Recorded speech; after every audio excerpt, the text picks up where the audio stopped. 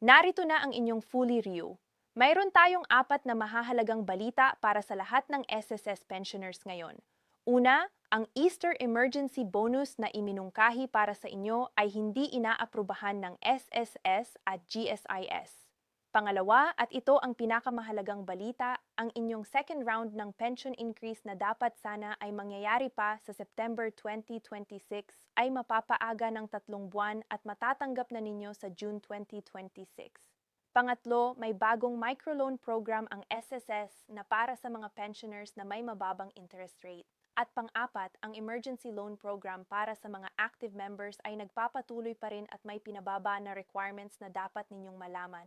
Kaya naman abangan ang bawat detalye ng bawat balitang ito dahil mahalaga ang bawat isa para sa inyong kapakanan at kalagayan ngayong panahon ng krisis.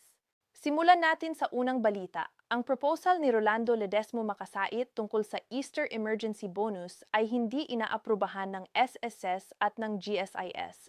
At alam nating lahat na maraming pensioners ang nag-abang at nag-aasam ng tulong na ito lalo na ngayong mahirap ang panahon kaya maaaring nakakalungkot marinig ang balitang ito sa simula pa lang pero huwag kayong mag-alala at huwag kayong mag-react ng negatibo agad-agad dahil ang hindi pag-apruba sa proposal na iyon ay may napakagandang dahilan at may kapalit na mas malaking benepisyo ang SSS na inihanda para sa inyong lahat. At ito ang ikalawang balita na siguradong magpapasaya sa bawat pensioner na makikinig nito ngayon. Ang inyong second round ng pension increase na dapat ay mangyayari pa lamang sa September 2026 ay mapapaaga ng 3 buwan at ibibigay na po sa inyo sa June 2026. Oo, tama ang inyong narinig. Sa June 2026 na ninyo matatanggap ang inyong second round ng pension increase at hindi na kayo kailangang maghintay pa hanggang September dahil pinagsikapan ng SSS na maiabot sa inyo ang tulong na ito ng mas maaga kaysa sa itinakdang petsa at ito ay isang napakahalagang hakbang na ginawa ng SSS para tulungan ang kanilang mga pensioners sa gitna ng kasalukuyang krisis na kinakaharap ng bawat isa sa atin. Ang porsyento ng increase na ito ay nananatiling pareho at hindi nagbabago. Para sa lahat ng retirement pensioners at disability pensioners, ang inyong pension increase ay 10%. At para naman sa ating mga survivor pensioners, ang increase ay 5%. At kahit na ang porsyentong ito ay hindi nagbago, ang pinakamagandang parte ng balitang ito ay ang timing. Ang pagpapaaga ng 3 buwan mula September patungong June ay nagbibigay sa inyo ng mas maagang ginhawa at tulong sa inyong mga pamilya at pang-araw-araw na pangangailangan, kaya naman marapat lang na magsaya ang bawat isa sa ating mga pensioners sa balitang ito.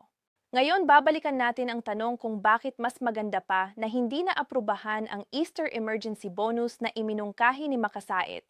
Ang sagot ay simple at malinaw. Kung naaprubahan sana ang proposal na yon, may posibilidad na maaapektuhan ang inyong 13th month pension na tinatanggap ninyo tuwing Disyembre. At iyon ay isang benepisyo na napakahalaga para sa bawat pensioner dahil ito ang inyong Christmas bonus, ito ang tulong ninyo para sa kapistahan. Kaya ang katotohanan ay mas mainam na ang nangyari dahil sa June 2026 mayroon kayong pension increase at sa Disyembre 2026 mayroon pa rin kayong 13th month pension na buo at hindi nagagalaw. Ibig sabihin hindi kayo mawawala ng anumang benepisyo at sa halip ay nakakuha pa kayo ng mas maagang tulong sa pamamagitan ng pinaagang pension increase, kaya huwag na kayong mag-follow up pa ng Easter Emergency Bonus dahil wala na iyon at ito na ang mas magandang kapalit na ibinigay ng SSS bilang tugon sa hiling ni Makasait na tulungan ang mga pensioners. Malinaw na ngayon na habang tahimik ang SSS nitong mga nakaraang araw at nakaraang linggo, sila ay aktibong nagpaplano at naghahanap ng paraan kung paano nila matutulungan ang kanilang mga pensioners nang hindi sinisira o binabasbas ang iba pang mga benepisyo. At ang resulta ng kanilang pag-iisip at pagpaplano ay ang magandang balitang ito ng pinaagang pension increase sa June 2026 na siguradong magdadulot ng kaginhawahan at kasiyahan sa bawat pamilya ng ating mga pensioners. Bukod sa balita ng pension increase, meron pang ikatlong magandang balita para sa ating mga pensioners at ito ay ang microloan program ng SSS na malapit na itong ilabas at i-offer sa publiko at dapat ninyong abangan ito dahil ang microloan program ay applicable sa mga pensioners, Ibig sabihin kayo ay maaaring makapag-loan sa ilalim ng programang ito at ang halaga ng maaari ninyong mahiram ay mula 1,000 piso hanggang 20,000 piso at ang pinakamaganda rito ay ang interest rate nito ay napakababa, 8% lamang per annum na ipinakakahulugan na hindi kayo mabibigatan sa pagbabayad ng inyong utang dahil napakamababang interest ang katapat nito.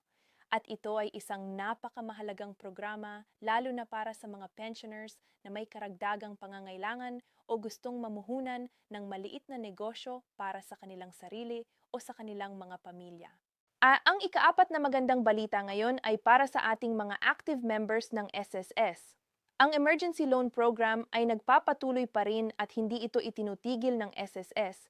At ang magandang balita rito ay ang SSS ay nagpababa ng mga requirements para maaari kang mag-avail ng Emergency Loan Program na dati ay nangangailangan ng 36 months na contributions bago ka maging qualified, ngayon ay 18 months na lamang ang kailangan na kung saan ang 6 months sa loob ng 18 months na yon ay dapat na nagawa sa loob ng 12 months bago ka mag-apply at ang maximum na maaari mong hiramin sa emergency loan program ay hanggang 20,000 piso na may 7% interest rate per annum.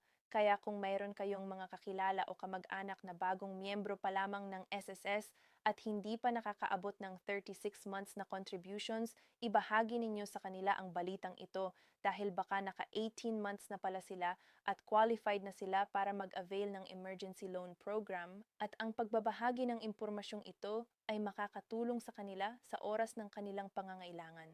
At bilang panghuling magandang balita, ang Penalty Loan Condonation Program ng SSS ay nagpapatuloy pa rin at hindi ito tinahimikan o itinutigil ng SSS. Kaya kung mayroon kayong mga loan na kailangan ng condonation, huwag mag-atubili at mag-apply na kayo dahil bukas pa rin ang programang ito at maraming miyembro ang nakikinabang dito at kung hindi kayo sigurado kung paano mag-apply ng penalty loan condonation, maaari kayong mag-comment sa ibaba at bibigyan kayo ng link ng tutorial video para mag-guide kayo sa proseso. Kaya sa kabuuan, napakagandang balita ang ating natanggap ngayon para sa lahat ng ating mga SSS pensioners at miyembro. Ang pension increase na dapat ay September 2026 ay mapapaaga sa June 2026.